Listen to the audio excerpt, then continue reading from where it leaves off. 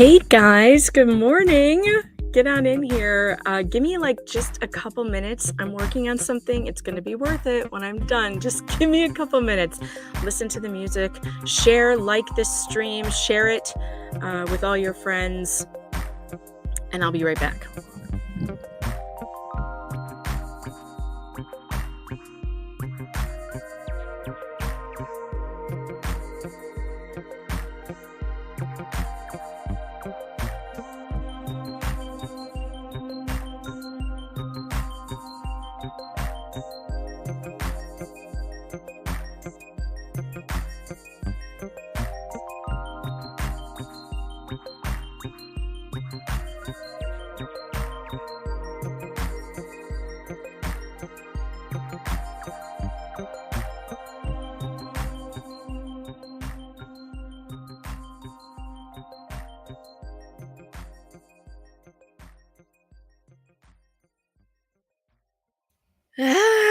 Okay, I'm gonna work on it while we're doing the stream, but I gotta get started here. So hang on. It's my boomer tech skills. Good morning. Yes, I have a giant flower in my head. Something you need to know about me, which you probably don't know, is that much of my family is from Hawaii. And so we spent a lot of time in Hawaii when I was a kid. And so sometimes we wear flowers in our hair. And today I was feeling the summer vibes because my peonies are blooming. And I remembered I have this peony that I can stick in my hair sometimes. And so I was just in the peony kind of mood. And you're going to get that with me sometimes. Good morning, good morning, good morning. No, the racket stream did not happen last night. So what happened was I told you a couple days ago, I was like, yeah, it's happening unless something comes up. Well, Rackets had an early morning this morning where he had to leave the house by 7 a.m. And so he asked if we could reschedule. And I said, of course.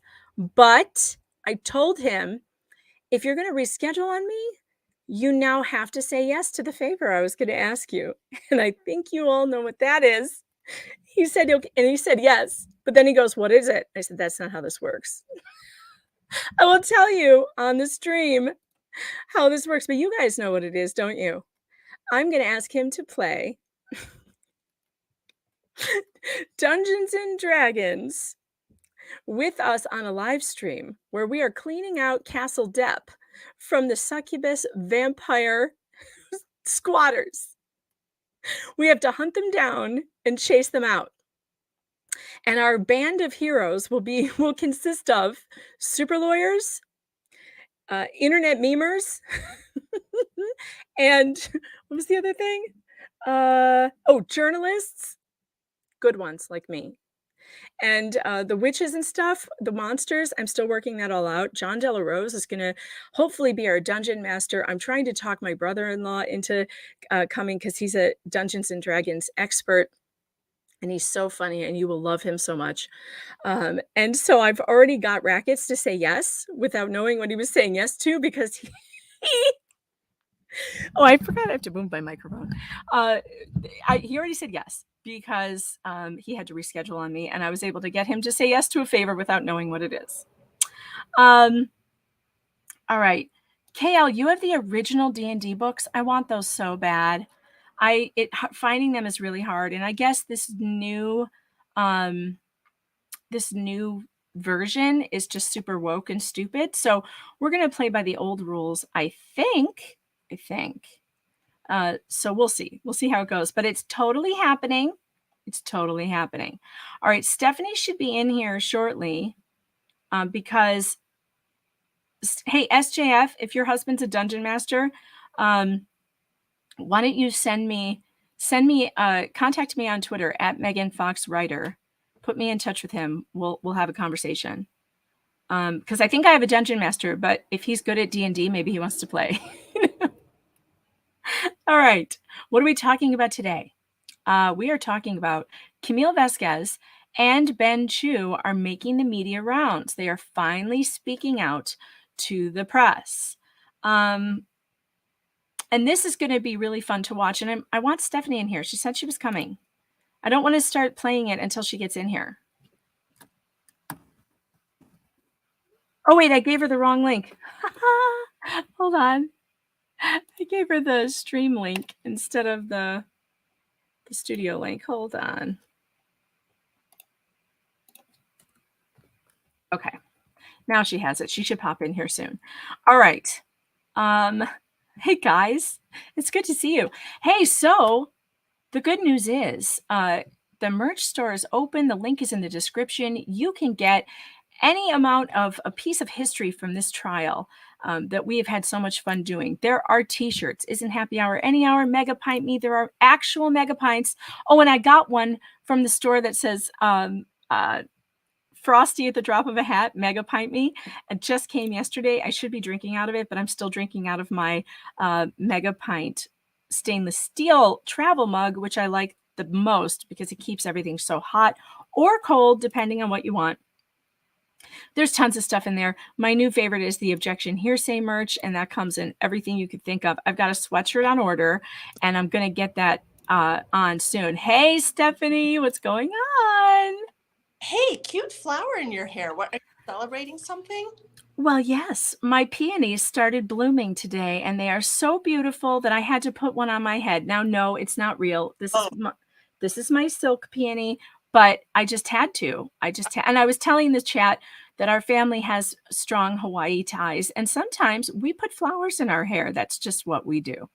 You should see Ed's shirt today. He's wearing a very nice Tommy Bahamas shirt with birds of paradise and plumerias all over it. So it's in the air. The Hawaiian vibe is just in the air today. There's nothing better than when summer kicks in on the East Coast, because we've been through such a hard winter that when summers kick in, it's like incredible. Alicia says, I'm from Hawaii. Well, aloha, Alicia. Aloha, Alicia. And yeah, so it's a crying shame. You guys, I'm going on Ricada when he reschedules. He had to get up early this morning, and so we couldn't do it last night. And he said he would reschedule. So don't worry. It'll happen. Probably tonight or tomorrow. That's what he said. And I haven't talked to him yet because he's got family stuff going on today. Do peonies get that big? Yes. My peonies get as big as this one. Absolutely. They're huge, and I love them.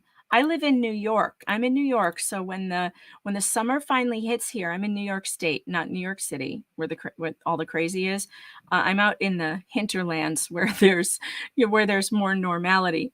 So okay, Stephanie, what's happening is that Camille Vasquez and Ben Chu finally went on their media rounds, and we are going to watch it so that we can show everybody what's going on and react to it. Now, people, don't get upset when I have to stop the tape, because I have to, or they will copyright me. So Alicia says, I can send you all types of silk flowers for your hair if you would like. I love silk flowers for the hair. We love it. Stephanie wears them in her hair too. She likes to wear it on top of the bun.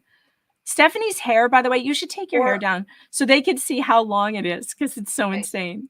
Take your hair down. She has real, like the hair of a wahine. Look at this.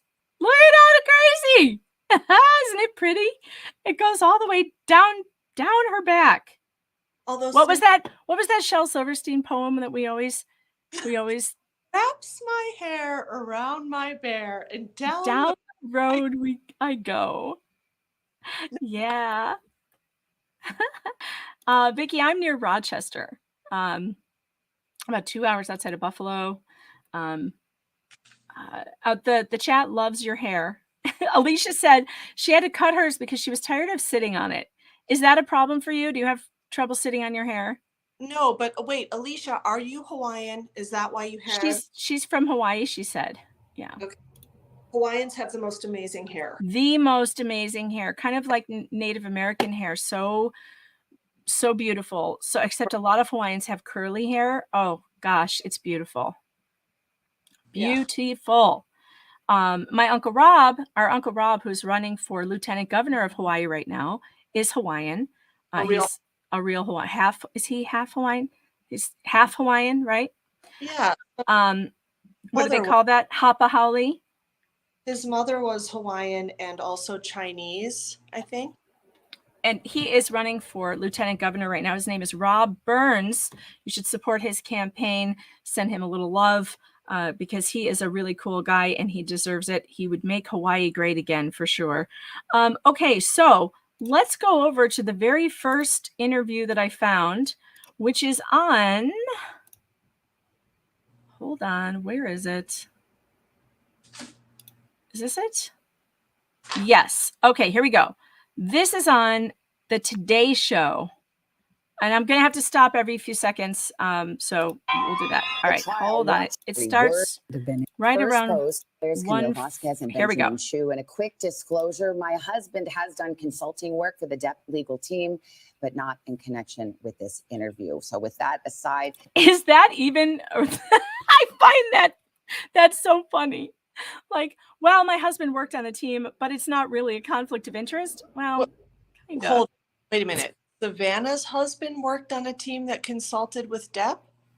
Yeah, who is this? Who is this person? What is her name? Savannah Guthrie? Is that who that is? Yeah, apparently we just found out that her husband worked on Depp's team. Wait, what? Yeah, she just said, full disclosure, my husband consulted on Depp's team. Go back. Yeah, listen to this. Quick disclosure, my husband has done consulting work for the Depp legal team, but not in connection with this interview. So with that. Well, of course it wouldn't be in connection with this interview. This is so bizarre. That is weird.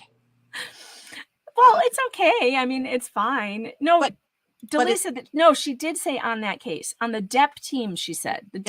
He consulted for the Depp team. On the case, but just not for this particular for this interview is what she said. But why would he consult for the interview? I mean, that doesn't even make any sense. But I mean, I don't think it's a problem. And I don't think that I think she can interview people fairly, whether or not her husband worked on the case. But I just thought it was an interesting little tidbit of information we just got there. Yeah. All right. Here we go. Let me ask you, did you speak to your client right after the verdict? What was his reaction in the moment? I think just an overwhelming sense of relief. I was speaking with another friend of ours, a mutual friend of Johnny's and ours, and he said, I haven't seen Johnny smile like that in 6 years. The weight of the world is off of his shoulders. He's got his life back. As you well know. Wow. That's good to hear. It's really good to hear. I think he's aged a lot in those 6 years. Although if you see the pictures of him now circulating around, he looks younger in every picture. Yeah, the shadow is coming off. Well, it happened in front of our eyes when we were watching him in court. After he got off the stand for the first time, there was like a cloud lifted off of him then. When he was done with the cross-examination and the redirect, he looked like a different person to me after that. Every day he had a bounce in his step and he was just looking like lighter. I don't know how to explain it. No, yeah, he did. Definitely. Yeah. All right, let's move on. The law does not favor a plaintiff like Johnny Depp in a defamation case like this. The burden is very high, the threshold is high, and he crossed it. Frankly speaking, were you stunned at this victory? Ben? Well, we had ultimate confidence in Johnny and the jury and the facts of this case, and you can only hope that the jury will see it. And in this case, can I just take a minute to say how adorable Ben Chu is? He is. I loved him. I loved his reactions at counsel table. Yes. Genuinely. He just seems like such a nice guy. He does seem like such a nice person. And he's one of those lawyers that I love to hang around with and talk to and listen to, because I'm a lawyer groupie for sure. You know this. I'm always calling you with questions. And he just seems like one of those super competent lawyer types that could seriously save your hide when you need it. Look, everybody needs a really good lawyer on speed dial. Just totally. Or several. I have several. They did, and the verdict was overwhelmingly in his favor. I should mention the jury did find Mr. Depp responsible for defamation for one of the statements made by his lawyer. It accused her essentially of staging a scene in furtherance of an abuse hoax. How do you square that? I think she did that Just saying. I'm going on the record to say I think she did. That finding with the rest of the verdict, Camille? I think it's just the verdict is overwhelmingly positive for Johnny. And it was unanimous. There were 7 people that decided he was defamed. Amber Heard's attorney was right here the day after the verdict, and she said the jury had not been permitted to see certain evidence that would have bolstered and verified Amber Heard's claims of abuse. Okay, I love the fact that Savannah is going to take Elaine's interview and ask them the same questions and like just rip apart Elaine's interview. This is so good. You saw Elaine's interview, right, Stephanie? Unfortunately. Yeah, and our opinion on that was that she was violating her ethics on that, right? I thought it was terrible what she did. I thought they were doubling down on stupid and a failed strategy. Yeah. Yeah, it was awful. So I love that she's going into that interview because I was dying to hear what they had to say about this. Abuse, in particular, therapist notes. What is your response to that? And was there evidence that was suppressed for a valid legal reason that might have made a difference? I think that was very disappointing to hear that and to hear her impugn the character of the jury. And thank you, Stephanie. Evidence. Can I just say for a second how brilliant you are? Like you said to me the very first time we watched it, I wrote it down on paper. You said she impugned the integrity of the jury with no evidence. You are that super lawyer on my speed dial, by the way, because look at you. You're like, just like Ben Chew. Just like Ben Chew. Take his Ben Chew. I mean, seriously. Call Ed and tell him I need a raise because I'm like super smart. Because no, just kidding. What you need is the new super lawyer moniker for your desk. It should say super lawyer Stephanie Kimbrell. That's what I think. Maybe I need a cape. A cape. All right, here we go. Came in that should come in, and the judge was very. Wait, fair I'm to going to both back up sides. so we can hear I think that. that was very disappointing to hear that and to hear her impugn the character of the jury. And the evidence came in that should come in, and the judge was very fair to both sides. In particular, she cites the UK judgment. As we all know, Johnny Depp sued The Sun, a newspaper in the United Kingdom. He lost that case, the judge finding that claims by the newspaper that he was a wife beater were substantially true. Stephanie, I learned something about the UK case that will make your head explode. Okay, let's hear it. The judge, you remember that, do you remember the audio of Amber admitting, I wasn't punching you, I was hitting you. Remember that? I didn't punch you, I hit you. That audio, do you remember? And in it, she admits to starting physical fights. She says, I did start physical fights. And he's saying, physical fighting is never okay. Physical violence is never okay. And I have to leave. The judge in the UK trial decided that that audio had less weight than what she testified to under oath. And because she wasn't under oath while that recording was made, that it was less valuable than what happened in court. And he literally put on the record that he gave no weight to those statements and all the weight to her under oath statements. That's bizarre.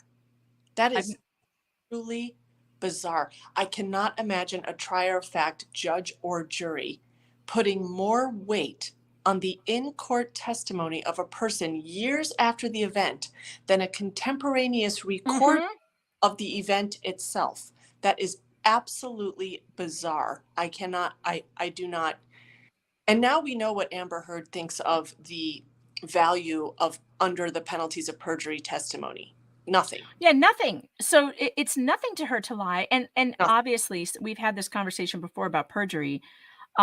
I'm sure that when you have clients who come to see you, one of the first things you probably say to them is, don't lie to me. Don't let me get caught with my mouth open in court. Don't lie to me. And what do? They lie. Every time, right? Because people lie. Even though you're like, I'm the one person you can tell the truth to because I can never tell anyone what you tell me. Yes. But also it kind of depends on the type of case. I mean, sometimes I don't want people to tell me all of it. I don't want to hear it all. Because I can't be suborning perjury. So well, I don't know it. Right. But I mean, if you're talking about a criminal case, if it's a criminal case, they need to tell you the truth, right? I mean, because they're entitled to a defense, whether or not they did it. No? Yeah, correct. They are entitled to a defense whether or not they did it, but sometimes there's And stuff. it's up to the state to prove it. Correct. It's not up to you to give the information to the state. So if No. you know that well, okay, here's a perfect example. John Wayne Gacy's lawyer, he gave a full confession to. And the lawyer was in such a bind. It was in the documentary I was watching, and it was unbelievable. He was Ooh. in such a bind because he couldn't tell the police what. Yeah, you can tell about past crimes. And he knew the police were after him, and so all he could do was try to keep him in the office until the police got there, because he knew the police were looking for him. And it didn't work. He got away from him. He left. And I mean, how would you like to be the person, the lawyer, knowing that this guy, your client, killed, I don't know, 20 different people, and you can't say anything? Oh, tough. What? Little kids. Yeah. Yeah. Ace. Bad. Okay, those of you who say you're not getting the notifications on YouTube, I know that's happening when I go live.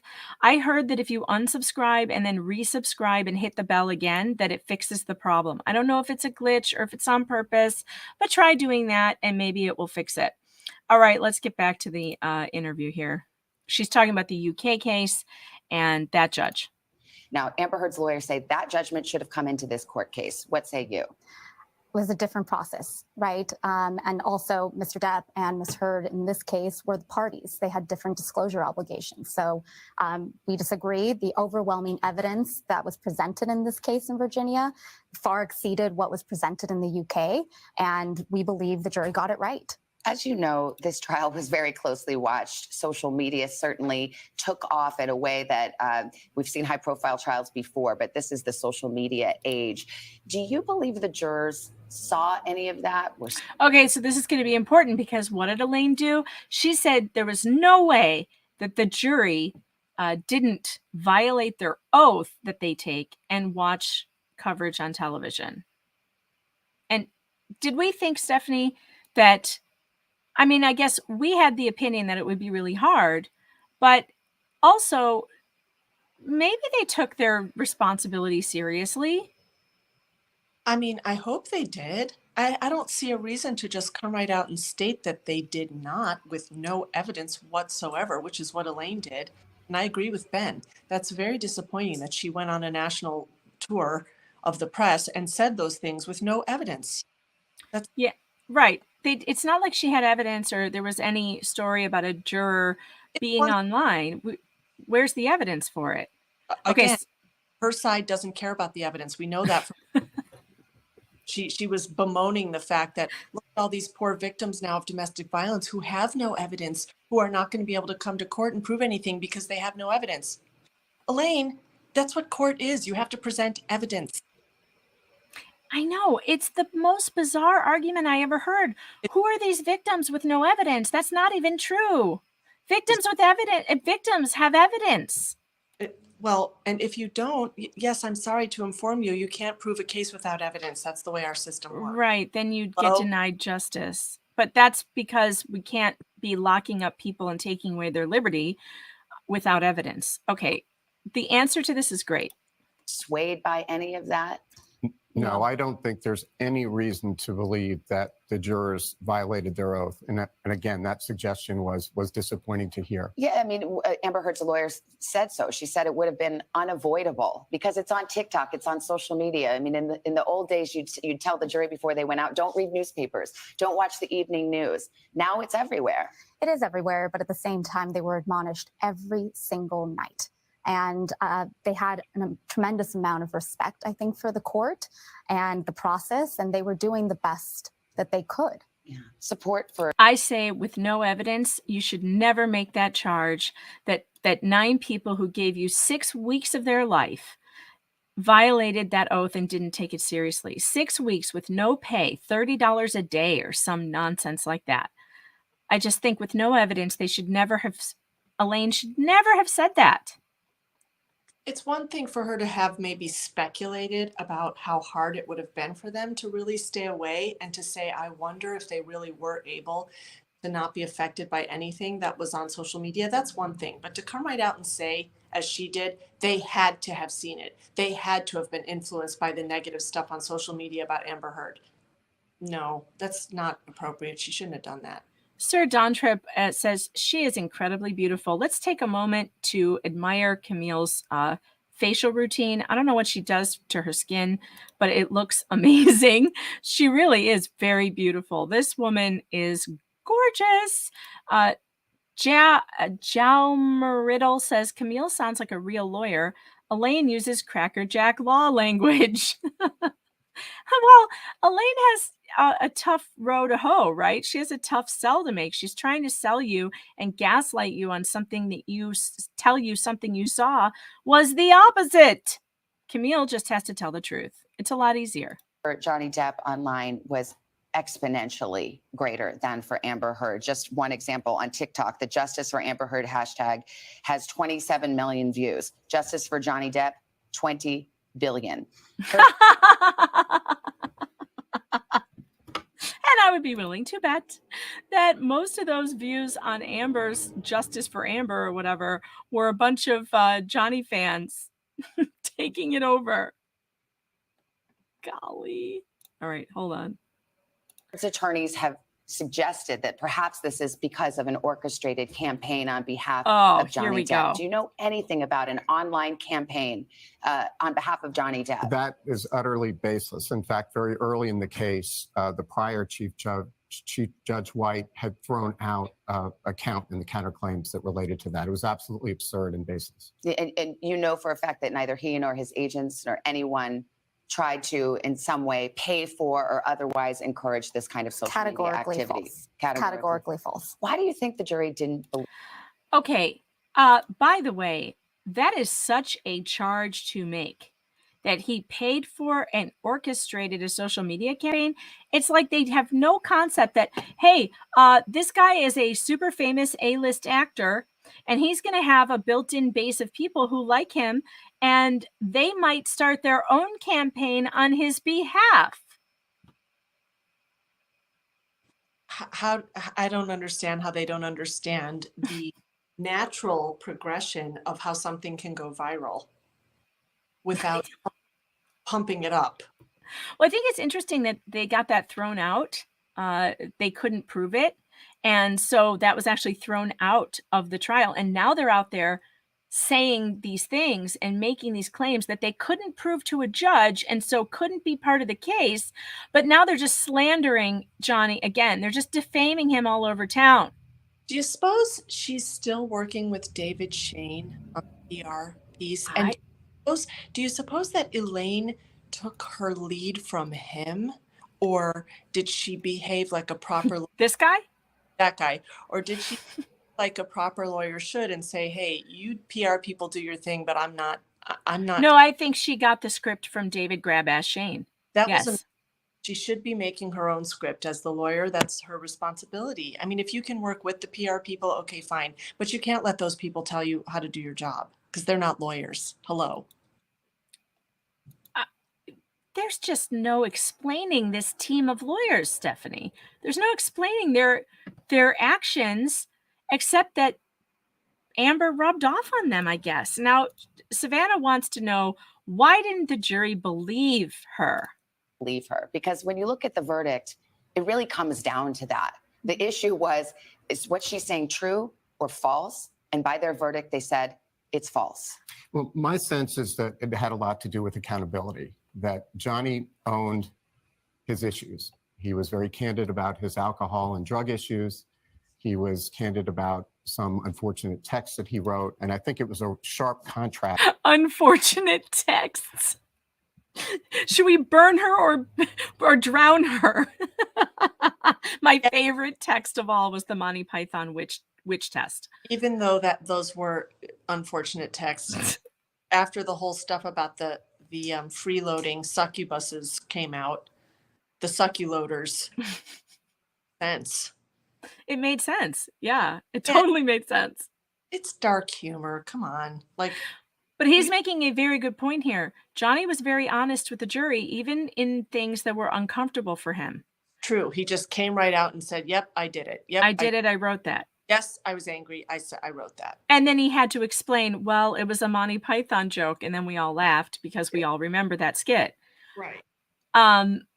But yeah, people say things when they're angry, and he never denied doing any of that. Now listen to what Ben's about to say. What did Amber do?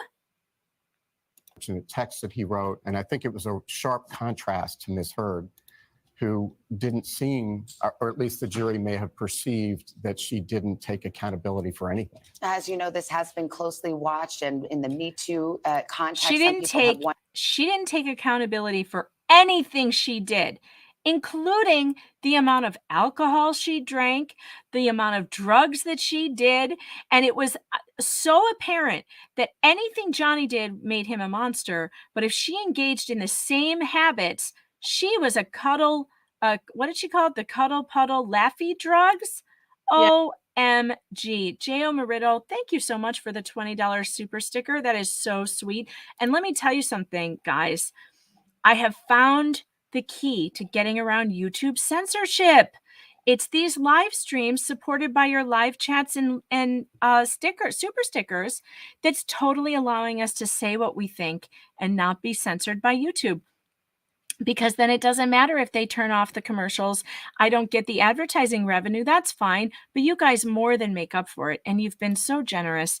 Thank you so much for the super stickers and the super chats. I sure appreciate it. And if you are wondering how to support the show using that technology, you just go down to the bottom on YouTube there and you hit that by the comments. You hit that little dollar sign right there, and it allows you to send me a tip. You can send $1 even. You can send 99 cents. You can do a super sticker for $1. And that really helps the show. So I really appreciate it. And you can pay through your iPhone or your Google phone. It works on both. So thank you, because you guys are the best.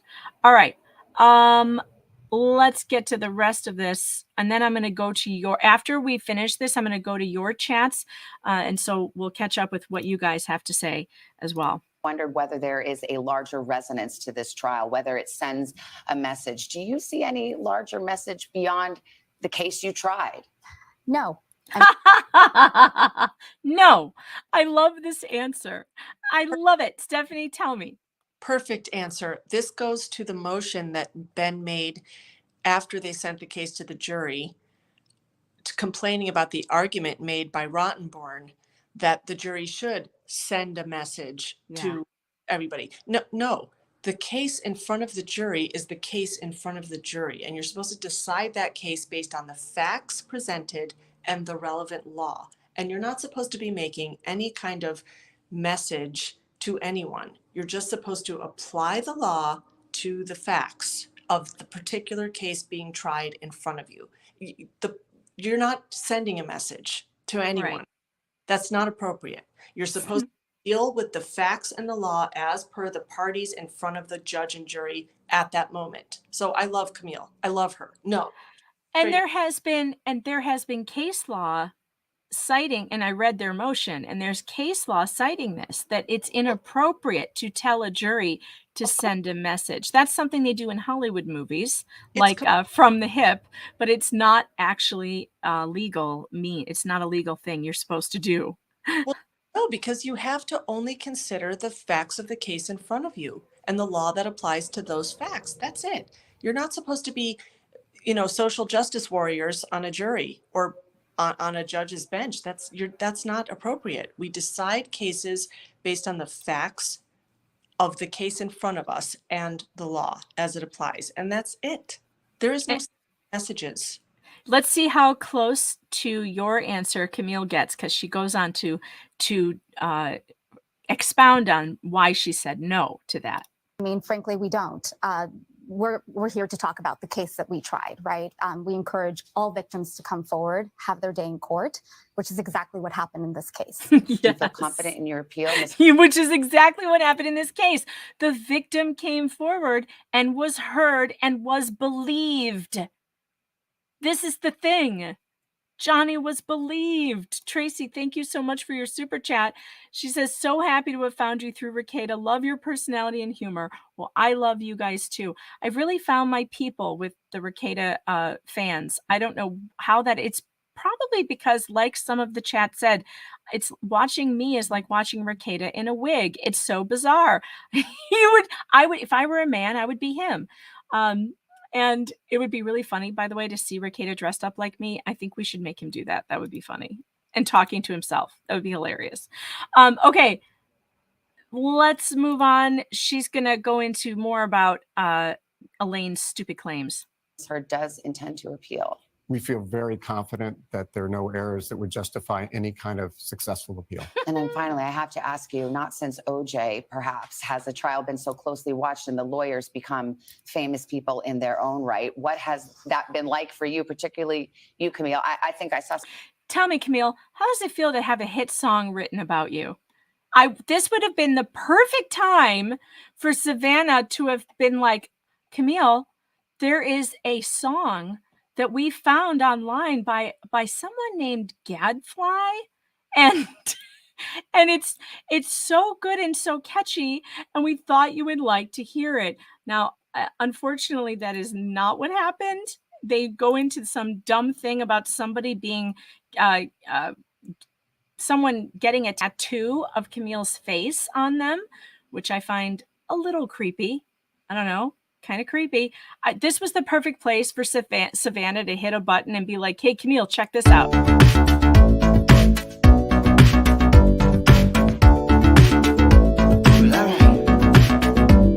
fell in love last night. I saw an angel dressed in white in Fairfax, Virginia, and she had to fight a serpent in his sides that was spewing lies. Don't look at his eyes. I know that this is the end. We know the money ran out, so did all the friends. And right now, you're lying on the stand. Legend, not the same, you understand. Camille, brighten up the room wherever you go. The sunlight will make you glow. Cut the liars, come back home. Camille, what girl you give me, you just don't know. Camille, if I had to guess, you might be one of the best. Camille, sleepless nights, insomnia, getting killed by all the deposition that's boring you. If you wanna be alright, well think about what a crazy life can make it up. I know, you're all I require. You put the demon flame out while we get gaslit fire. Hope you never retire, 'cause I'll be fine. You're all that I need. Camille, brighten up the room wherever you go. The sunlight will make you glow. Cut the liars, come back home. Camille, what girl you give me, you just don't know. Camille, if I had to guess, you might be one of the best. Camille, brighten up the room wherever you go. The sunlight will make you glow. Cut the liars, come back home. Camille, what girl you give me, you just don't know. Camille, if I had to guess, you might be one of the best. Camille, brighten up the room wherever you go. The sunlight will make you glow. Cut the liars, come back home. All right, so I had to play that just because I wanted. Stephanie thought I killed the stream. I didn't. I was just playing it because I wanted Savannah to have shown Camille while she's like, you have all these fans. Look at what they did. They wrote this hit song for you. But that's not what she did. She went into this weird thing about somebody who got Camille's face tattooed on their body, which is going a little far. Just a little far, folks. Someone on social media get a tattoo of your face on their body, which is weird. It's been overwhelming Look at Ben's face. He's like, yeah, it's a little weird. and surreal, but to the extent that I can encourage young women to stay in school and maybe inspire them to pursue a legal career, then it's all worth it. And you have done that, sister. My own daughter is like, I want to be Camille when I grow up. And of course, she's always wanted to be a lawyer, but still, she's What? Violet. Oh. Violet. Yeah, my middle one. She wants to be a lawyer. And she wants to be a criminal defense lawyer, which is really funny because her old, you didn't know that? Her older sister, she's wanted to be a lawyer since she was 6. But her older sister wants to go into criminal justice. So I am going to have a representative of the state and a criminal defense attorney in the same family. It's going to be fantastic. I love that. I think the older one wants to go into Secret Service. She wants to do Secret Service kind of stuff. Like, don't they investigate art fraud and stuff like that? Yeah. Yeah. She's thinking about majoring in art history and becoming like a fraud detector. I think that's a really cool job. That is really cool. Anyway, so yes, Camille, you have inspired young ladies to want to be like you. And in a world full of Ambers, be a Camille. In fact, if you want that merch, that's over on my friend's channel, Jen at Real Housewives Recaps. She's got that merch on her channel, and it's great merch. So fantastic. All right, so that's the end of that interview. I think. Is there more? Wait, let's see. I understand you got a promotion yesterday to partner. Oh, she got a promotion. Well deserved. I was going to say, about time, other partner, right? Camille Vasquez, Ben Chu. Look at Ben's face.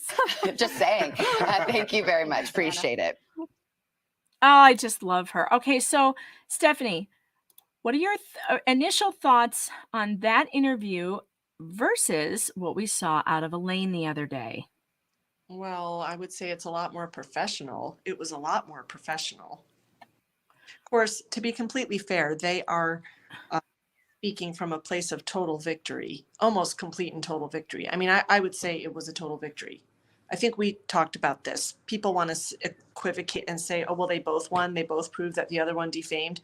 Not really, because when you decide who won in a civil lawsuit, pretty much it comes down to, I mean, aside from like custody cases where money is not an issue. Otherwise, when you're talking about a civil lawsuit, the question is who got the money at the end.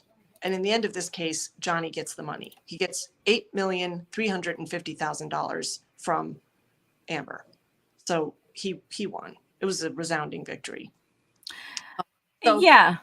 So speaking about it after your victory is probably easier than speaking about it after a loss. But she didn't have to do that. She didn't have to do it. And she could have stayed quiet. Yeah, that's what she should have done. She should have just said, we thank the jury for their long weeks of service.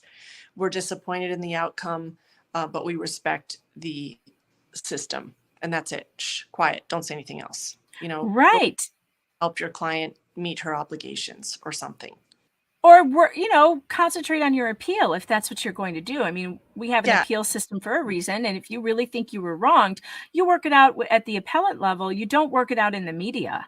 Right. No. But maybe she's taking her cue from that PR guy, which is probably from David Grabash Shane, who wrote had his lawyer write me a 3-page cease and desist letter that I'm going to go over line by line with Nick Riccado eventually when he reschedules, and it's going to be hilarious. And I feel very attacked right now because his hands are coming right at my head, and I feel like, okay, no, David, no, stop it, David, stop. He needs to learn how to take no for an answer. That one. Yeah. All right. So there's one more interview with George Stephanopoulos. Wait, you should try to interview that reporter in the Fairfax courtroom that was propositioned by him. Oh, the New York Post reporter? Mm-hmm. I think they're keeping very quiet on that because they're expecting to go to court, I think. But because they have not released her text messages that she says she has. Mm-hmm. But they say they have them. I believe them. I believe the New York Post would not go forward with that. What? You shouldn't. That would be crazy to say they had text messages and not have them. That would be stupid. Right. Of course, no, they have them. Things. Yeah, they must have them. AED, thank you so much for the $4 super sticker. That's awesome. I appreciate you, and you've been around for a while, and I love hearing your comments. I'm going to look at the chat for a second to see what you guys thought of that interview. Let me see. I just have to go back up and look at some of these to Star. All right. I'm not going to get to all of them. Okay. When we were talking about the text messages, Anim said Flappy Fish Market, LOL. That was one of the funnier texts. And if you missed it, you can go back. I did a jazz rendition of poetry, like poetry jam of that text message with some jazz music behind me. And it was very creative and fun. Just put it that way. All right. Mac Lowe says, listening to her, I would have had mega pints every night.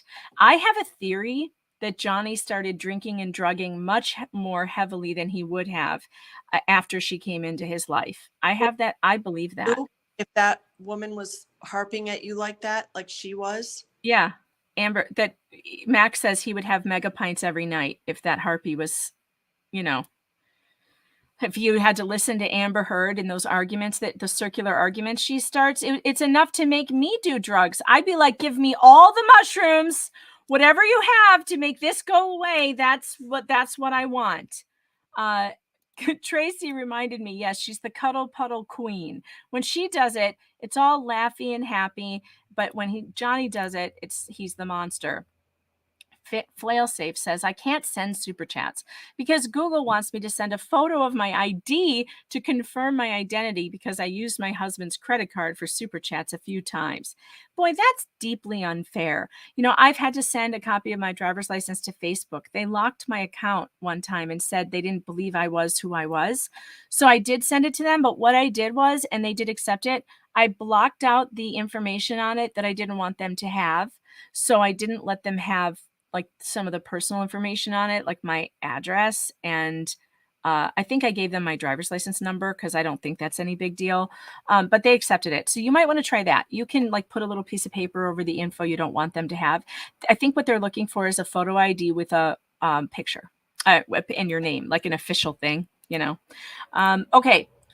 Beckett says, larger message, men can be DV victims too, #men too. Well, that's certainly the larger message that we got from the case, that the public got by watching it. But like Stephanie said, it's not the attorney's job it's not the jury's job to send a message to the community. The message that we got from it, though, was definitely that, Beckett, and you're absolutely right. 610 says, how does one use laughy, happy, hallucinogenic substances without impacting their brain chemistry? I'm not sure. I'm not a biologist, but I don't think that I'm not sure. I know that there are therapeutic ways to use some of these drugs. I know they're doing a lot of interesting things with addiction using psilocybin. Is that what it's called? So there's been some very interesting studies, but that's under the care of a doctor. And so I would never recommend that anyone try these substances unless you're under the care of a doctor for specific things like PTSD and addiction. PTSD soldiers are finding immense relief by using psilocybin products, but again, in a therapeutic manner with a doctor, and you should never, ever mix substances. So if you are someone who is experimenting with those sort of things, you should never be doing anything else. No drinking, no other drugs or anything. Just be careful out there, people. You can take one too many things and die.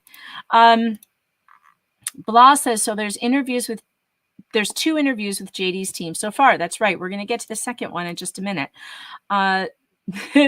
T-Rope says, this funkin' song, that's a hilarious word, funkin', like funky song. I love it. Yes, love that song. Make sure you guys subscribe to Gadfly. His YouTube channel is in the description of this video. He deserves your clicks and support because he's awesome and he's working on new songs. And he's even going to write me a theme song, Stephanie. For your show? Yes. Gadfly is? Yes. Yesterday, I provided him with a bunch of me laughing. He's going to stick it into the show. I mean, to the theme song. Cool, but I also want him to add you singing something in it. You need to he needs to let you sing on the. I I don't care what it is. I'm just so excited he's going to do it. But Jody says, I'm so grossed out that there has been little to no regard for the fact that Depp's abuse claims were indeed substantiated. No one has mentioned that. Well, we are mentioning it right here, Jody. And I think that the majority of Americans, if you can stay away from the mainstream press that is trying to gaslight you, even to this day, into thinking that you're wrong and they're right and they saw the real abuse victim and you didn't, just stay away from them. Keep coming here. Watch LawTube. Watch the people who have been actually covering these events and doing it well and doing it accurately, because we did see that. We saw that his abuse claims were substantiated, and we have been trumpeting it to the world that men matter and abusers come in all genders. By the way, Believe Evidence is the book that I wrote about this very topic. The Death of Due Process from Salome to #MeToo. I think it's only $3.99 on Kindle right now. And I think the book price is like $12. It's not a lot. It's on Amazon. And this book goes over the lying harpies throughout literature and history who lied and fabricated evidence against men to put them in prison or have them murdered. Stephanie, did you read this book? Believe Evidence? Yeah. Yeah. And I'm happy to report to you that my 15-year-old just finished it in one sitting. She read the whole thing. What did she think? She thought it was great. She loved it. I would love for her to leave a review for me on Amazon. Would she do that? Yeah, I think she probably reviewed it on Goodreads. But I would love to read that. I would love that. My daughter is reading it right now too, because she's of that age that she needs to read this as well. This book is... Sorry, Go ahead. This is a little bit off the topic, but you know what else she just finished? What? Fahrenheit 451. Oh, did she like it? Mm-hmm. You know, I actually haven't read that book. Can you believe it? They didn't have us read that in school. So I'm reading it right now. I just got 25 pages into it the other night and said, oh my goodness, as soon as you finish this book, bring it into my room because I'm going to finish reading this book. This book is amazing. You have to read it. Oh, I'll have to read it. I am really seriously considering adding a new chapter or segment to this book and re-releasing it with this trial and everything I have covered. You should absolutely do that. Yeah, I'm considering, or should I just write a new one? Because I feel like this trial could be its own book. So I don't know if I should be adding to this one and re-releasing or just writing a sequel. Yeah, why don't you do a sequel? Because I can't come up with a better name than Believe Evidence. That's why it needs to be the same. Call it Believe Evidence, the sequel. The sequel. The Reckoning. Believe Evidence, the Reckoning. No, I mean, this trial is the poster child for why the book was so right the first time around. Right. Exactly. Yeah. So maybe I should call it Believe Evidence, the Death of Me Too. Yeah. Yeah. And then you need to get back on Tucker's show so you can talk about it again. Because that was a great segment. Tucker's never going to have me back on. You forgot about me the second I left. But you made him laugh really hard. I know. And he said he wanted to have me back, and then they never contacted me again. They don't care. All right. Soon. Are we done watching videos or do we have to watch this? No, we have one more. What are you doing? What are you working on? I'm working on a case. All right. Well, we'll get back to the chat later since Stephanie has to go soon. I want her to be here to see this next interview. It's with George Stephanopoulos. Remember his little rat face from the Clinton administration? Do you remember him? How could anyone forget? And then he became a news guy and we're all just supposed to forget that he was a Democrat operative. We're just supposed to forget that he worked in the Clinton administration and he was, a part of that whole shit show. But okay, fine, whatever. Lawyers Camille Vasquez and Ben Chu sitting down for their first interview since the blockbuster verdict that Depp was defamed by ex-wife Amber Heard. Welcome to you both. Camille, let me begin with you. I think the verdict surprised a lot of legal experts. They thought it was a very uphill fight from the beginning for you all. What was the key to victory? Pause. Okay, wait, hold on. Focusing on the facts and the... Okay, sorry, what? It didn't surprise any legal experts who actually watched the trial. I know, I hated that he said that. It surprised people, not us. No. We Sorry. weren't surprised. And anyway, also people, and thank you, Cheryl, for the $5 super chat. She says, I think Uncivil Law plays Dungeons and Dragons if you're aiming for another lawyer to play. Kurt is a friend of Nick's. That's great. Thank you for the information. Fantastic. I will remember that. I hated that he said that as well, because this was the same thing in the Rittenhouse trial, Stephanie. Nobody who watched that trial was surprised by an acquittal at all. The only people who were surprised by the acquittal, because it was so clearly self-defense, the only people who were surprised by the acquittal were the people in the media who didn't watch it. Do you remember on the stand when the prosecution, I can't remember who the guy was they were talking to, but it was their own witness. And he said, or no, it wasn't their own witness. It was the little guy who took the photographs, and they were cross-examining him. And they said, how did you know that Gabe, whoever, Grosskreutz, was going to shoot Kyle? And he goes, because he said, I'm going to fucking shoot you. Remember that part? I heard him say, I'm going to fucking shoot you. Like, it does not get better than that. For making the defense case for them. What? Yeah. So bizarre. I know. So nobody is surprised by this, Stephanopoulos. Just people like you who weren't paying attention. Well, what was the key to victory? I think the key to victory was focusing on the facts and the evidence, and Johnny's opportunity to speak the truth for the first time. It was 6 years in the making, and I think he was able to connect with the jury and the general public and tell what really happened in this relationship. He wasn't in the courtroom for the verdict. What was his reaction when you told him? So I find this answer kind of interesting. What was his reaction when you told him? Are you telling me he didn't watch the verdict live? I cannot believe that. I can't believe he had to wait for a phone call from his attorney. Can you? Maybe he was just done with it. Maybe he was just like, I can't deal with this. Whatever happens, happens, and I'll get the news from my team. Maybe. Oh, that's so sad. That makes me think that his anxiety just didn't. I mean, look it up. Remember us waiting for that verdict, how full of anxiety we were? Yeah. Maybe he just it's going to be whatever it is, and I don't want to watch it live. Maybe. Maybe. So it appears that he found out from his attorneys, because Ben's going to answer that question. He was over the moon. It was like the weight of the world had been taken off his shoulders. And I feel that finally, after 6 years, he's gotten his life back. He also went on TikTok yesterday thanking his supporters on social media. What role did social media play in this verdict? Okay, again, wait for this answer. It's so right on. My view is that social media played no role whatsoever. This was a decision. No, it didn't.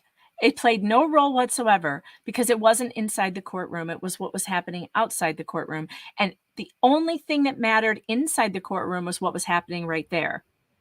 Trying to blame a jury's decision on social media is outrageous to me. Well, it would be one thing if there was proof. It would be Right. one. She's offered nothing. Yeah. No, nothing. Nothing. All right. Made by the jury on the evidence made by the jury on the evidence presented by both sides. And as Camille said, it was overwhelmingly in Mr. Depp's favor. Ms. Heard's lawyers put out a statement yesterday saying the verdict was a setback for women's rights. And they went on to say, wait till you hear this. This will make you so mad. To say that it's unseemly and unprofessional for you all to be, quote, taking a victory lap for setting back decades of how women can be treated in the courtroom. How do you respond to that?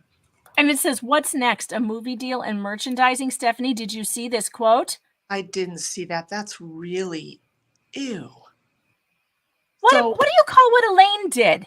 Oh, that's gross. I can't wait to hear their answer to this. Let's hear. How dare they say this when Elaine was so unprofessional? You want to talk about professional versus unprofessional?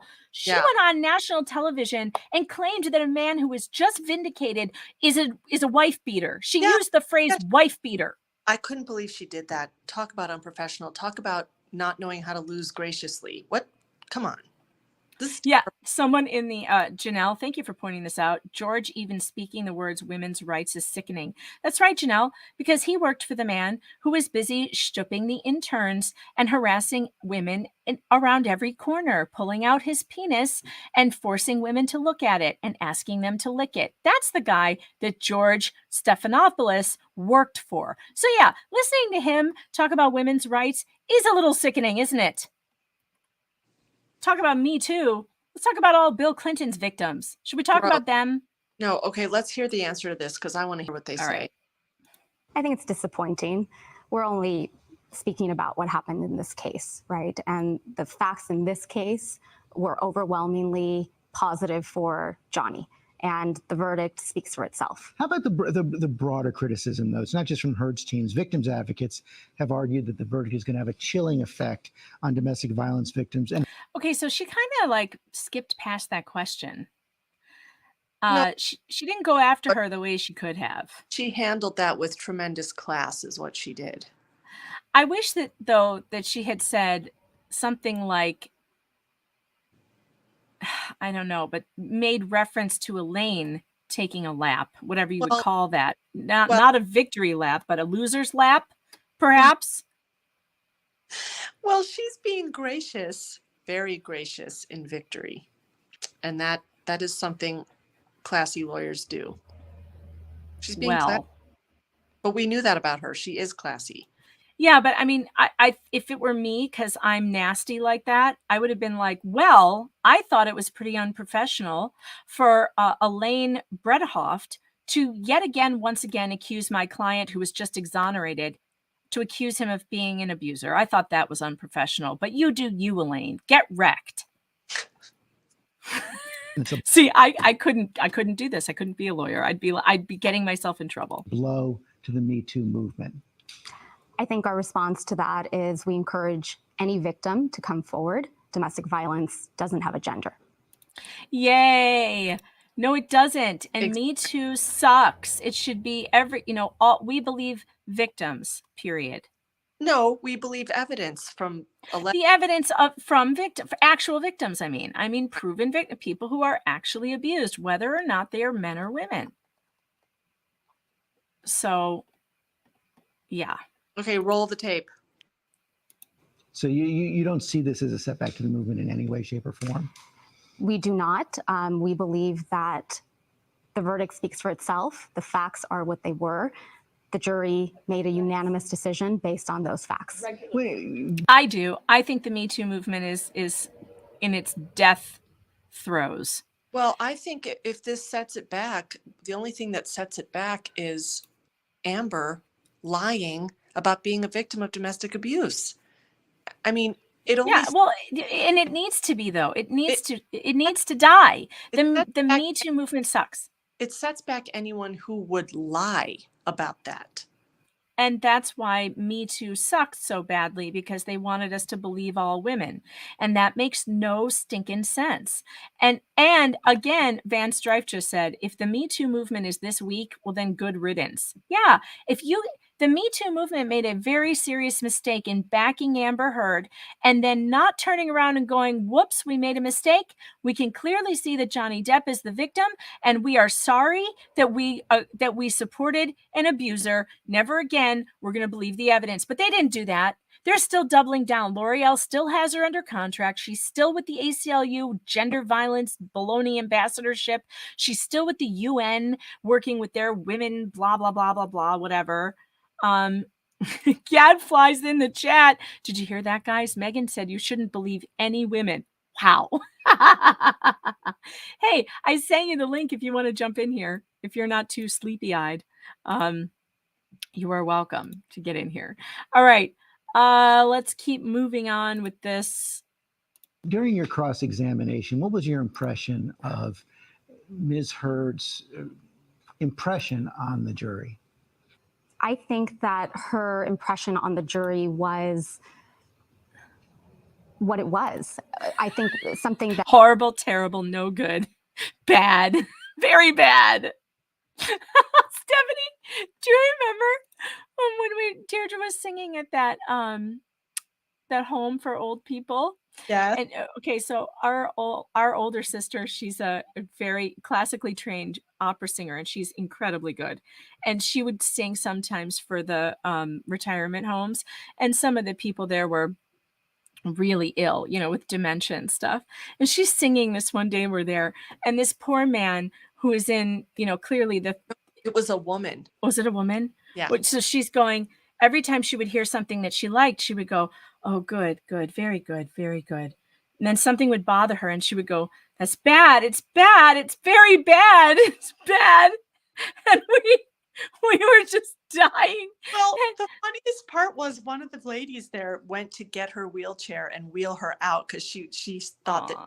interrupting their performance. And Deirdre stopped singing, remember? And she was like, Yeah, no, it's okay. Don't take her out. Yeah. Let her, because maybe the next song I sing she'll like. yeah.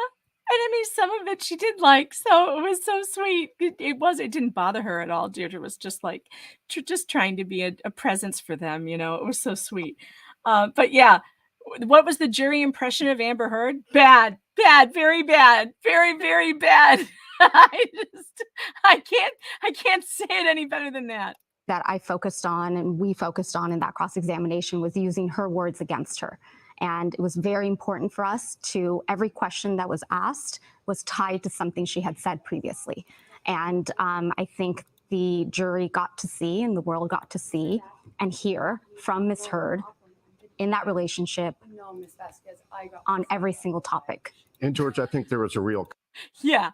The jury got to hear everything that she had to say, and putting her on the stand was one of the biggest mistakes that her legal team did, frankly, because it gave the jury just more and more time to get to know Amber Heard, and who they discovered there was someone who was a real problem. contrast. Johnny took ownership of a lot of things, and it seemed at times, and perhaps it came through to the jury, that she had an answer for everything, and she wasn't taking accountability for anything. And I think that made a difference. Heard's lawyers say she Oh, huge. My dog stepped on a bee. I mean, this woman has never taken responsibility for anything ever in her entire life. And I love that he's hammering that home because, yeah. And you know what? Here's a tip for all of you out there who might end up in court someday. Don't lie. Tell the truth. Be honest. Take responsibility for your bad behavior, because it's not unusual. No one will be surprised that you've behaved badly in your life. Right, Steph? I mean, juries want to hear what? What do they want to hear? They want to hear people like themselves. Well, I mean, everybody knows that there is no perfect person. I mean, so yes, of course, own the mistakes that you made. Do not try to pretend like you made no mistakes. That just makes you look like a total liar, which is how she looked. She looked like a liar, even when presented with actual evidence, not just he said, she said, but here's a tape. Oh, that she recorded herself, that being a horrible harpy. I mean, come on. Yeah, and then she would have an explanation. That's not how I think you've mischaracterized that. Like, no. Fighting in person on cross-examination. Camille plays the tape, and then Amber says, well, I wasn't having that conversation with him. Well, you didn't deny that you walked around the bed and punched him in the head. Well, that's because I wasn't going to have that conversation with him. We're all listening to this, Amber. Come on. Like, just stop already. She just was. I think it was very poor coaching on behalf of her legal team. They knew what she was going to get up there and say. They had worked with her. They must have gone over it a million times. Maybe she was completely uncontrollable. She might have just been completely uncontrollable as a client. If that's the case, I hope they had all kinds of CYA letters in their file. Yeah, me too. Highly recommend that you don't do this. But me too. Sometimes you have a client who's just going to do what they're going to do. And to appeal the verdict, she doesn't have the money to pay for the judgment. And wow. The goal is not to impoverish Ms. Heard. Is it possible I want her impoverished. I want the only job that she can get is waiting tables at a truck stop somewhere in the middle of Arkansas. That's what I think she should be doing for the rest of her life. And every paycheck, Johnny Depp gets 30% of it or whatever it is. I want her impoverished. He might not, but I do. where she forgoes the appeal in return for Mr. Depp waiving any monetary damages? Well, George, we obviously can't disclose attorney-client communications, but as Mr. Depp testified, and as we both made clear in our respective closings, this was never about money for Mr. Depp. It's too bad. I want him to take her house. I want him to send the sheriff to foreclose on it and take it. So this was about restoring his reputation, and he's done that. So you're not disclosing any privileges, but it sounds like that's something that could be on the table, but it's up to Ms. Heard. Again, we have to be careful what we say, but this was about Mr. Depp's reputation. That was what it was about for him. So I hope they're not indicating here that he isn't going to make her pay something, because frankly, I think they should go after her. And I know we've said from the beginning we didn't think he wanted the money, but the people want her to pay some way. If she's not going to go to jail for perjury, make her pay. Stephanie, what do you think? She's going to pay. She's not going to get her career back. No way. Their studios are not going to hire her. I just don't see it happening. First of all, she's aging out for women. You know that women do this. Unless you're Meryl Streep, you're at some point you're not going to get as much work as you were getting, which is maybe unfortunate. It is what it is. This is what happens. It's number one. Number two, she has established herself as a very difficult person to work with and dangerous person to work with. Yes. Because now she could be making allegations about anybody at any time. Who would want to touch that? Who would want to get involved with that at this point? And because of our social contract with women in general, our society actually does give women the benefit of the doubt. I don't like this idea that we don't believe women, because we believed Amber Heard. The media and people believed Amber Heard when she first came out with her allegations. People believed her. She became a star for Me Too. This is why we have the court system, though, because then your claims can be tested, and hers were tested and failed. But what I mean is the fallback is to believe a woman who comes out and says, I've been abused. Well, of yeah, course. right. If your neighbor came to you and said, my husband's beating me, the very first thing you would do is believe her and help her try to get someplace. And I think most people would. But so she has violated that social contract, though, and has become she's become unemployable. I agree. Holly Reynolds, thank you for the super sticker. I sure appreciate that. And Brandis, thank you for the super chat. Brandis says, I was so looking forward to you and Nick reading your lovely fan mail from David Grabash Shane. When is it happening? Your laughter is contagious. Love your live streams. Okay, don't worry, Brandis. It's coming. He's going to reschedule. He said either tonight or tomorrow, and I will post publicly when that's happening. So just stay tuned, because it's going to happen this week, is what I was told. Okay, let's move on with Ben Chu. He's so cute. Look at his eyebrows. Look at his eyebrows. Your life has changed a lot in the last several weeks. You got made partner this week. Congratulations. Thank you very Both much. of you have also become something of social media stars. How has it changed? What does it feel like? It's been surreal. And if I'm being honest, a bit overwhelming. But if I can be an inspiration to young women that want to go to law school and study and work hard, then it was all worth it. You made the choice to go to Virginia for the. I love her. I just think she's so cute. And I can tell that it probably has been difficult on her to deal with the sudden fame. It's probably really strange. But I think it'll die down and she'll have a great long-lasting career. I mean, Stephanie, how would you feel if would you take on a high-profile case knowing that this could happen to you? This kind of media attention? Yeah, knowing that you could either be, although you would never become the memed lawyer, you'd be the one like Camille that everybody loved because you're so smart and funny. I hope so, but the chance of doing something stupid on live TV. I mean, you know what I do when I'm in a case where I'm like, feel bad afterwards that I didn't do so well. I make myself think about that hilarious guy in My Cousin Vinny, the defender for the friend. Oh, the one Mr. Tipton. I think to myself, on my worst day, no matter how much of a mistake I made, I will never be as bad as that guy. Yes. And sometimes makes me feel better if I goof in court. The goof on national TV in front of the whole world. What am I saying? International, live stream poor Elaine. I mean, I can't really feel sorry for them because of the way they've handled this, but I also do kind of feel sorry for them because it is a lot of pressure. But wait, let's codify. We did feel sorry for her. We all said the same thing. We said this whole team, including Rottenborn, and by the way, I still like Rottenborn because he did not make an ass out of himself and go on the television and make excuses for Amber Heard. After that, he's been quiet. So Rottenborn still receives my, well, he had a terrible client and he did the best he could, and he's a good trial attorney, and I'm sure he'll learn how to stop objecting to his own questions. But Elaine, on the other hand, we all said, well, she has a terrible client. She's doing the best she can. But when she made that media appearance, those media appearances, doubling down on defamation, no, she lost all the sorries from me. I am not sorry anymore. I think meme away, internet. Elaine Bredehoft is a terrible attorney, and she deserves all the heaping mocking you can put on her. Sorry, that's how I feel now.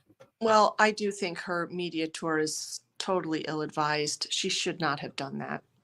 No, it was so unprofessional.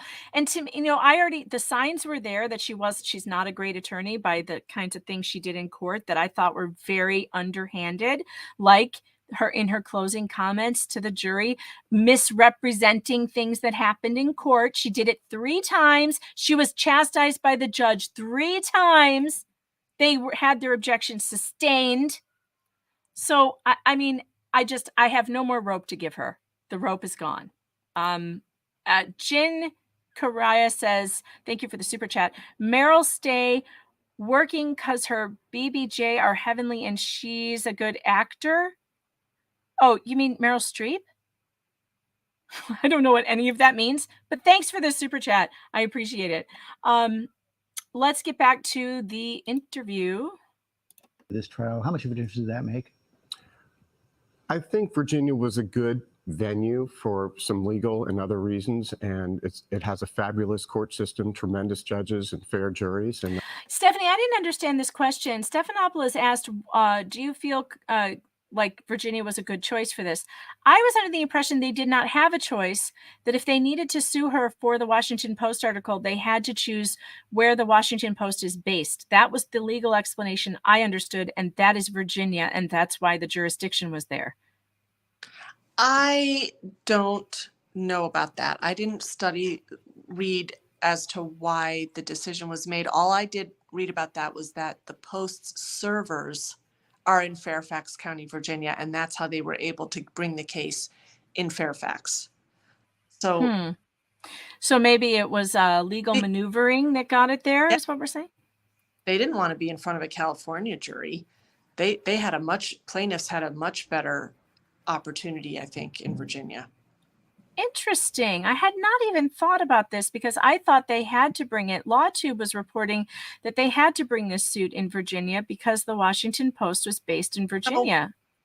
So why would they have to? Why couldn't they have brought it in California? I mean, I thought it had to do with the publication of the Washington Post because they sued her.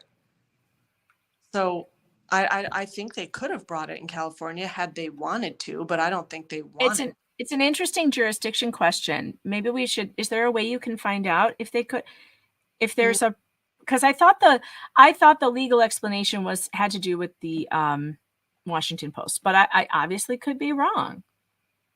So I don't know. So let's all right. And I think this, the evidence was listened to carefully on both sides by the jury. And again, it came overwhelmingly in Johnny's favor. Ms. Heard did win on 1 count of defamation. Will you be appealing that? Again, I think it's premature to say, but if you look at the context of the verdict, it was a total win for Johnny. Thank you both very much. Thank you very much, George. Well, hey there, GMA All fans. right, Robin hold Roberts. on, stop. Okay, all right.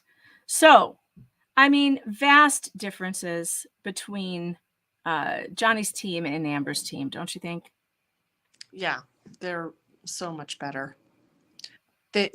Poor Amber's team was outmaneuvered at every turn, I think. And their win proves it. Well, and they had the facts. on their side. Her facts just did not line up with her argument. They just didn't. Her evidence was shoddy. We know that because we watched the trial. She just didn't produce anything that would convince anyone, and put that together with her extremely unlikable demeanor on the stand, which gives juries more reason not to believe or like you. You know, they just had a terrible case, really bad. Well, thanks for popping on here with me. I know you have to get back to work, so I won't make you stay. But thank you for being here. Everybody loves you. And the chat wants to know if you could come on one day and just do a question and answer session, because they have legal things they want to ask you. Well, we can try that, although I can't really be giving legal advice to people from all over the world, not knowing the world's laws. I could speak generally about things. Let's put it that way. Right. Right. Not giving legal advice. I think they just had questions about certain legal things. So I think you could answer generally. So we'll plan that sometime. To do a show sometime on the Dogs on Death Row case. I think Totally. We have to do that. Yes, we should. Because that be on the show, because it would be hilarious. We should get what? Ed. Yeah, Stephanie's is he your boss? You Yeah. work for him. Stephanie's boss, Ed Middlebrooks, is a fantastic attorney in Maryland, and he's very funny. He's quite a character. He would be fun to have on sometime. Yeah. All right, take care, honey. I'll see you later. Okay. All right. Let me now get to your comments, because there are a ton of them and I have missed a bunch. You missed her. Gadfly, Stephanie, can I legally say that Megan believes in dragons? I told you that's a lie. It's just not true. It's okay. All right, let me see. Believe all dragons. Believe in all dragons. I endorse that message. Okay, I'm going to go over to the comments that I starred and see if I can get to some of them. Okay. Helena says, Rakita should wear the Pope hat to apologize. I think so too. If you're just tuning in, I will be on the Rakita stream reading David Grabashane's letter, but he had to reschedule. Stay tuned for that. Connie says, Camille and Ben were a total class act. I agree with you. Yes, they were. Blah says, Megan and her law family will be unstoppable. I know. Can you imagine if one of my kids becomes a criminal defense attorney and the other one works for the state as a a criminal justice something? I don't know what she wants to do, but it'll be interesting at Thanksgiving, won't it? The arguments will be epic. I'm here for it. Petropoulos says, I wanted to be a divorce lawyer when I was younger. Should have done it. You know what, Petro? I have to tell you something. My mother, who I have to take to a doctor's appointment in a few, she went back to law school. She went to law school when she was 50 years old, and she got her law degree. And so it's never too late. It's too late for me because I didn't get a bachelor's degree, so I can't just go to law school. I would have to start all over again, and I don't want to do that. But it's not too late. If you have a bachelor's degree, you can go to law school anytime, and you can actually graduate in the top of your class like my mom did at 50. So we're all very proud of her for doing that. She doesn't practice. She got into it to understand contract law because she is an inventor, and she invented something and she wanted to understand the contracts and business and all that sort of stuff. And so she went to law school. She's unbelievable. Sir Dontrip says young women should be more like Camille and not like Amber. I totally agree with you. And I think Camille is a wonderful role model for women and for young girls. And I think there will be a lot of young girls thinking to themselves, boy, I want to be a lawyer. I want to help people like that. Pippa says it would be weirder if they got a tattoo of Ben. Probably. Oh no, what just happened? My screen got really small on accident. I hit something. Hold on. All right, there we go. I fixed it. All right. Laura says Camille's a huge inspiration. I agree. I mean, she inspired an entire song, a hit song that we play here all the time. William says, so when Amber said Johnny sued her, that's why she couldn't give the charity the money she said she had donated, pledged, which mean difference to donated. And she played dumb on that. Yeah, she did. She sure did. And yes, it didn't stop her and her sister from going on a spending journey spree and videoing them having a good time. That is true. Helen says, I listen to this while I'm walking my dogs. Yes, I had somebody tell me yesterday that they listen to the whole trial and everything, all our live streams when they're running 10 miles every day. If I ran 10 miles every day, I wouldn't need Nick Rekieta to fat shame me, but I don't. And so I do. I need that. Blah says, happiness becomes him. I also think he was escaping the violence with more drugs. He could have snapped if he were an abuser, but he chose to hurt himself. That's kind of my theory. It's kind of what I see. And Blas also says, off topic, but Amber's cheek implants were a mistake. I couldn't agree with you more on that one. The cheek implants are super weird. Sir Don Tripp says, bees are now classified as fish in California. I heard that. That is so weird. I cannot begin to tell you why that is the case, but I did see that headline, so I don't know. Is it true? Seems weird. Holly, I think I already thanked you, but I'll thank you again. Thanks for the super sticker. I appreciate that. Gadfly says, George stepped on a beefalopagus. That's a good one. Oh, my goodness. Sir Don Tripp says, I want her broker than I am. Me too. I think, hashtag me too. I think that Amber Heard should be broke. I think that he should take every penny he can get from her. And bankruptcy is not an option for her because I read recently that you cannot file for bankruptcy when you have damages to pay that resulted in malicious actions, which is what she did. Leslie says, hell no, don't send that bitch here. I'm in Arkansas. Sorry, but I picked Arkansas and that's the way it's going to stay because it's far away from me. Rodney says she can't afford a Virginia appeal. So there is some question because I guess you have to put up a bond for appeal. And I don't know if she has that kind of money, but I don't know the ins and outs of that. So we'll have to find out. Amber's new job, picking up dog turds. Well, that would be, that would be funny. Blah says, I hate jogging. Ew. Yeah, I hate it too, which is why I don't do it. I would like to hire someone to chase me with a knife, which is probably the only way that I would actually do any jogging. As if someone was coming after me to harm me in some way.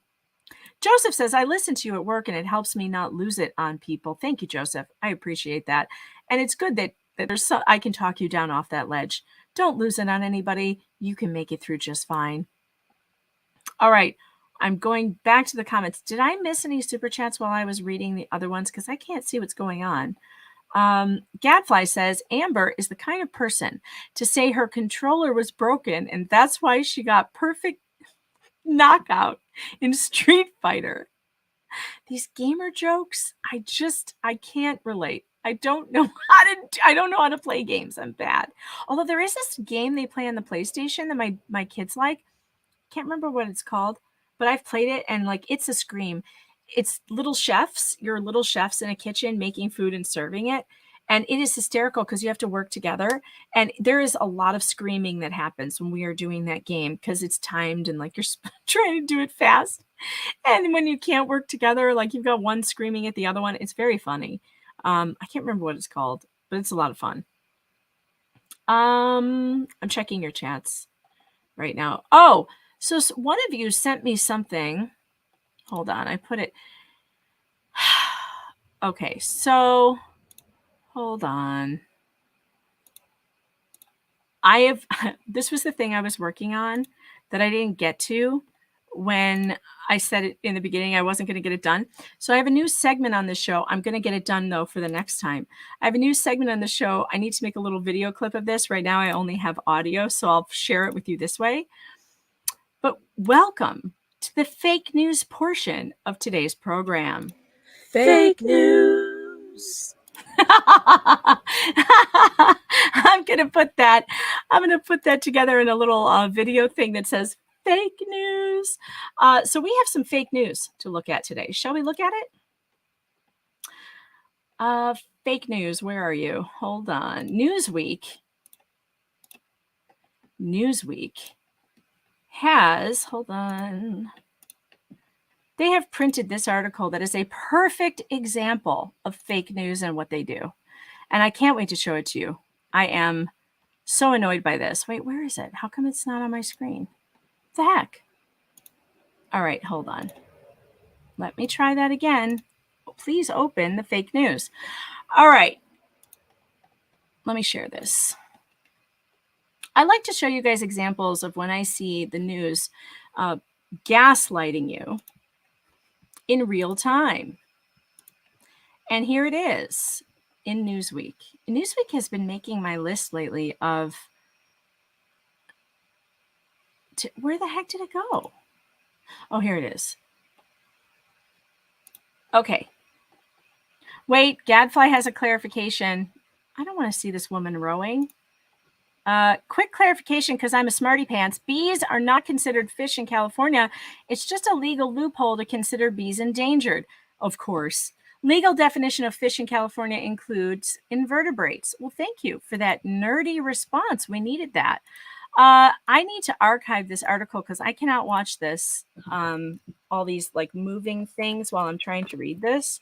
So hang on a second and let me get a better version of this. Hopefully somebody archived it so it doesn't take forever. Yes. Okay, good. All right. Here is the perfect example of fake news. Fake news in Newsweek today. Video of anti-groomer protest outside gay bar sparks outrage.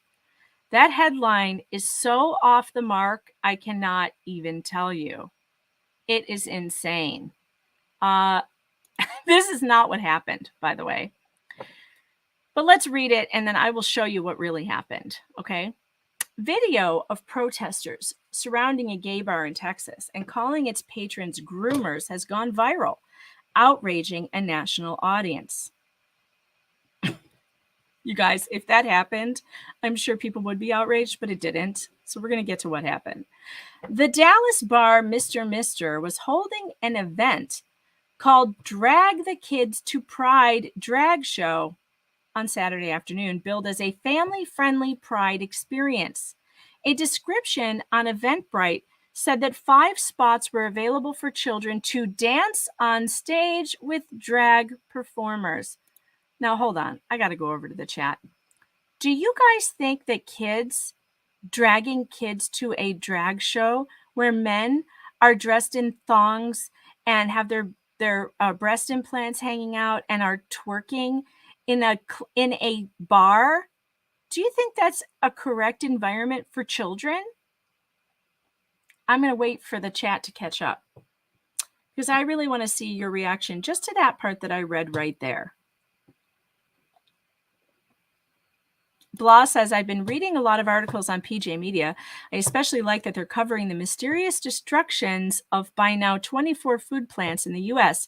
designed to cause food shortages. Yeah, that's an insane story. Thank you for reading PJ Media, by the way. And if you want to sign up for PJ Media's VIP, where you can get access to my weekly podcast and also exclusive articles, the discount code is scrolling across the screen. All right, I'm waiting. Okay, now we've got the comments that are coming in. All right, here we go. Ginger Snap, disgusting. Barf emoji, grooming. It's child abuse. It's no weirder than beauty pageants. Okay, I'm going to have to disagree with you there. Drag is an adult entertainment. It is bawdy. There are lots of sex jokes. I don't know if you've ever been to a drag show, but I have. And drag is very adult. I have a lot of gay friends, a lot of them, and none of them think it's okay for children to be involved in this. They think it's sick. So I'm telling you, it's crazy. Have no kids, but find what you are describing is inappropriate. Absolutely not. Yes, strange. Not even remotely okay. No effing way. There would be a big can of whoop ass if they ever did that to my child. It's 12:20. Yeah, I know. We got to go in 10 minutes. 10 minutes, guys. We've got 10 minutes to go over this. Sounds like an adult environment to me. Absolutely not. Not appropriate at all. There should be monetary consequences for publishing fake news. I agree. Love drag shows, but not for my kids. That's exactly what I'm trying to tell you. Is that I've been to one. I enjoyed it while I was there, but it was definitely not an environment for children. So let's go back to this Newsweek fake news article where they're going to not show you the videos that were inside. Mom, can you turn that off, honey? It's coming through the mic. Thank you. They did not show you the interviews. Not interviews, the videos that were from inside the bar in this entire thing. Look at what they did show you, though. Look at this. The event triggered a raucous demonstration from protesters who yelled that members of the LGBT community were grooming children as captured on video shared by Twitter. Look at this. An ugly protest today. A mob of self-described Christian fascists, I doubt that they call themselves that. This person is making that up.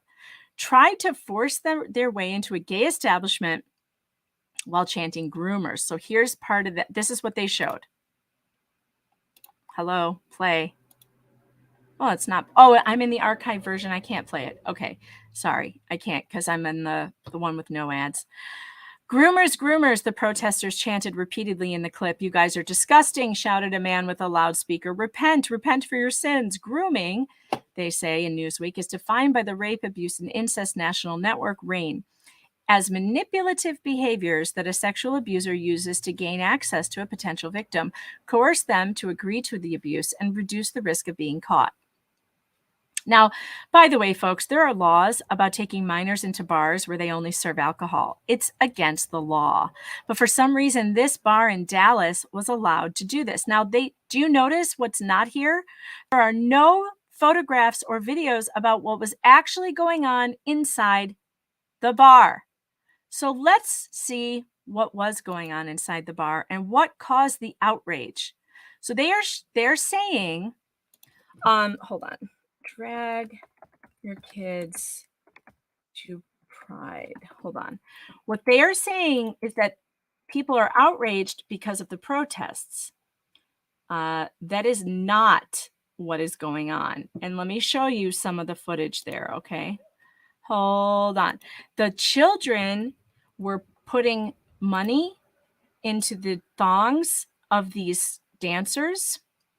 The dancers were like grinding and twerking and doing like lap dances. Hold on, Tucker had a segment. Let's play some of that, shall we? So you can see what Newsweek didn't want you to see in that article. Children always is. So there were a small number of brave protesters outside. One of them was our friend Alex Stein. He tried to get into the event because it was a public event. And so he was assaulted. Watch. Okay, we don't care that what Alex Stein was doing. He's very funny, but yeah, they wouldn't let him in. What I want to see is acted like that. We'd have less sexualizing. Okay, so he didn't show the. Hold on, I'll find it. He didn't show the videos on the inside. We want to see the inside videos. And by the way, Alex Stein is hilarious, and he did great, great reporting from the scene. But hold on, I'm trying to find the videos. I should have linked them. Okay, it was this guy, Taylor Hansen. He's the one that got into the event undercover. He wore a tutu. It was kind of hilarious.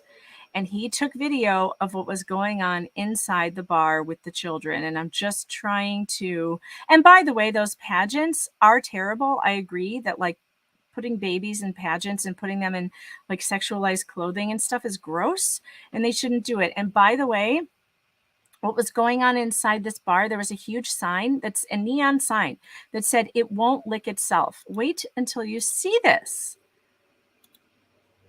All right, let's listen to the Taylor Hansen, who was inside the bar and took the footage.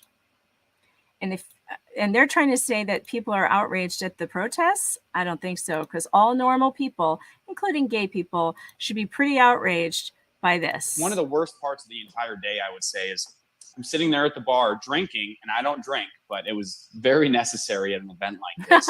And I overheard this child talking to this gay bartender, and he says, "No, I'm not gay." And his mom butts in and says, "Yes, he is. He is gay. don't let him lie to you. And the look on this kid's face, man, he was just broken. And, you know, he looks down and is just sad. Solved his Rubik's Cube 3 times. I watched him do it. And then he played Nintendo DS the entire time. So, I mean, this situation, you know, like you said, you know, we've covered riots together. You know, I've seen some pretty messed up stuff on the ground. I would rather get tear gassed 100 times over again than ever to have to experience something like this. One of the worst parts of the All right. Did you guys see the sign below or behind the drag queen dancing that said it won't lick itself? This is an appropriate activity for children. I mean, what do we think that means? What do you think that means? There's more. Hold on, because if you're not convinced, you need to see this. You just need to see it. Hold on. It's on Taylor's page. Boy, has he got a lot of. He's got a lot of videos here. Hold on. I'm trying to get through them. I'm sorry. They're going to have oh God, here we go. All right, hold on.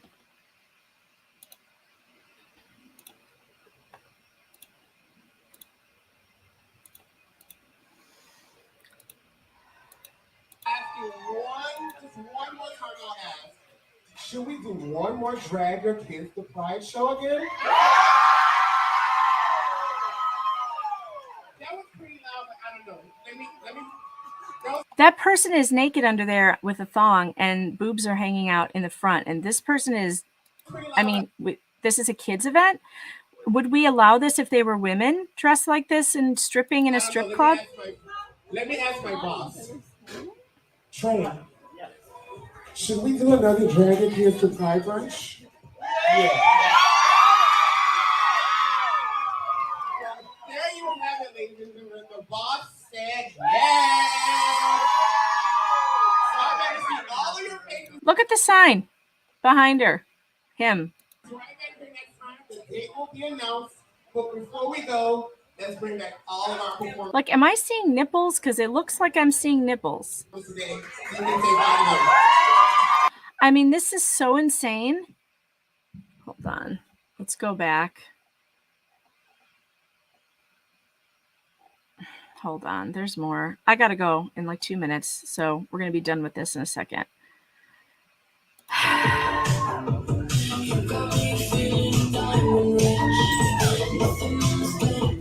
Hold on. I have to mute this because I'm probably going to get music copyrighted. So we have to mute it. But I mean, is this appropriate for children? And why would you bring your children to this? And Newsweek is reporting that there was outrage, that people were outraged because of the protests. I'm sorry. No, I'm outraged at this event. I'm outraged at the parents and at our leaders that are allowing this little children to be handing dollars to drag queens. What is this? This is ridiculous. I don't understand this. All right, I got to wrap this up. So let me see if I missed any of your. Yeah, it's evil. It's evil. It's gross. And yeah, John Bonet and those pageants, also gross. And children shouldn't be allowed in those, shouldn't be involved in it. Dennis says, goodbye, society. Yeah, there was another one that said, if I lick it, I own it. There were 2 signs. So just to let you know that Newsweek is lying to you. The media is gaslighting you, and they're doing it every day, saying that, and Gadfly made a comment about bars. He said, in Texas, you can bring kids to a bar, and they can even drink sometimes with legal age guardians' permission. It's usually not allowed by the bars, but it isn't illegal here. I think it's time to make it illegal because society is not thinking correctly anymore. Something has gone terribly, terribly wrong. And if people weren't protesting this event, I would think there was something really, really bad society is completely done if people were not protesting this. So what do you think about that news article in Newsweek? not showing you what the protest was about. Do you see how they left out the videos that I showed you? What do you think that you would have a different opinion if Newsweek showed you that? And that's why Newsweek is the perfect example of fake news. Fake news. I got to put that in a video so I can have it on cue. All right, guys. Yeah, I probably will do a show tomorrow. I got to go. I got to take Nana to the doctor. And then I'm going to come back and write my articles that I need to get done. So I'm going to leave you with your favorite thing. You know what it is. Gadfly knows what it is. And whether he wants you to believe it or not, I know that he's going to be chair dancing right now. Yes, he is. Take care, everybody, and I'll see you soon.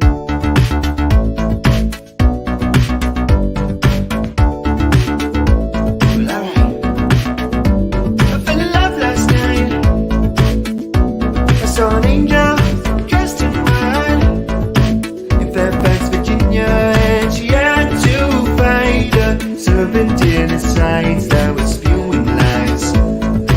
But don't look in his eyes. I know that this is the end. When all the money ran out, so did all the friends. And right down when you're lying on the stand, legend. The same, you understand. Camille, brighten up the room wherever you go. The sunlight will make you glow. Cut the liars, come back home. Camille, what girl you give me, you just don't know. Camille, if I had to guess, you might be one of the best. Camille,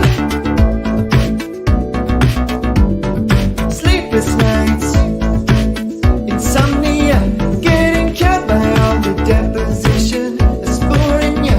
If you wanna be alright, well think about what a crazy life can make it up. I know you're all I require. You put the demon flame out while we get gaslit fire. Hope you never retire, 'cause I'll be fine. You're all that I need. Camille, brighten up the room wherever you go. The sunlight will make you glow. Cut the liars, come back home. Camille, what girl you give me, you just don't know. Camille, if I had to guess, you might be one of the best. Camille, brighten up the room wherever you go. The sunlight will make you glow. Cut the liars, come back home. Camille, what girl you give me.